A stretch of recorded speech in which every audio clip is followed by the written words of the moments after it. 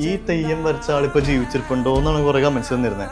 കാരണം എന്ന് വെച്ചാൽ ഒരു ഐതിഹ്യമുണ്ട്, ഒരു തെയ്യത്തിന് അടിതൊട്ട് മുടി വരെ വരയ്ക്കുകയാണെങ്കിൽ ആള് ജീവിക്കില്ല എന്നൊരു കോൺസെപ്റ്റ് ഉണ്ട്, ഒരു മിത്ത് ഉണ്ട്. മോഹൻലാലും അച്ഛനും എക്സാക്ട്ലി എവിടെയോ ഒരു ഷേപ്പ് മുഖസാദൃശ്യമുണ്ട്. ആളൊരു സിനിമ ഫീൽഡിൽ കയറുന്നൊരു ഒപ്പം ആയി വന്നൊരു വ്യക്തി ആയാനെ ആ ജീപ്പിലുണ്ടായത് മോഹൻലാലായിരുന്നു. അങ്ങോട്ട് പ്രാങ്കാക്കാൻ നിന്നത് ഇങ്ങോട്ട് കിട്ടുന്ന ഒരു അവസ്ഥയായിരുന്നു. ജയറാമിന് തോന്നിയിട്ടുണ്ട്, ആള് മീശയും താടി പഠിച്ച നസീറിന്റെ തോന്നിയിട്ടുണ്ട്, ആള് മുടി മുകളിലേക്ക് വെച്ച യേശുദാസിനെ തോന്നിയിട്ടുണ്ട്. എനിക്ക് എല്ലാവരും സാമ്യം തോന്നാറുണ്ട്. മോഹൻലാലിന്റെ ഡ്യൂപ്പ് എന്നുള്ള രീതിക്ക് അറിയപ്പെടാണ്ട് സ്വന്തം ഐഡന്റിറ്റിയിൽ ജീവിക്കും.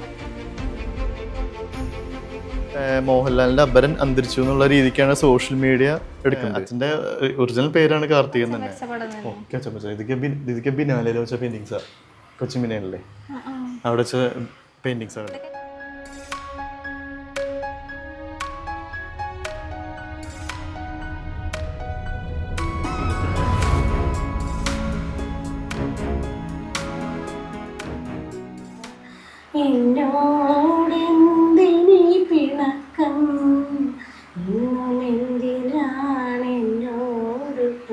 അച്ഛന് പടം വരെയും അമ്മയുടെ പാട്ട് നല്ല കോമ്പിനേഷൻ രണ്ടുപേരും.